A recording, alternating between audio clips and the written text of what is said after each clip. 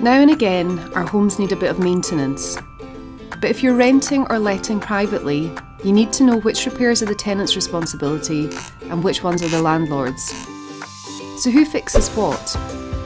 What if a light bulb needs changed, or there's a spill on the carpet, or the kitchen sink's clogged with cooking oil? These are all things that should be fixed by the tenant, who is responsible for keeping the property clean, treating it with care, and using appliances correctly. But what if there's a leak in the ceiling, or the heaters have stopped working, or the oven is faulty? These are all repairs that should be done by the landlord. Landlords need to ensure that the property is fit to live in and are responsible for anything affecting its safety, like the plumbing, electrics, or insulation. It's important that any faults are reported to the landlord as soon as the problem is discovered.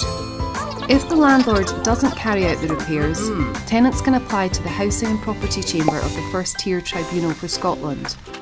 Remember, normal wear and tear is to be expected, and both tenants and landlords should allow for this. In case there's any confusion over who is responsible for what, it should be easy to find out by reading through your tenancy agreement. For more information, visit shelterscotland.org.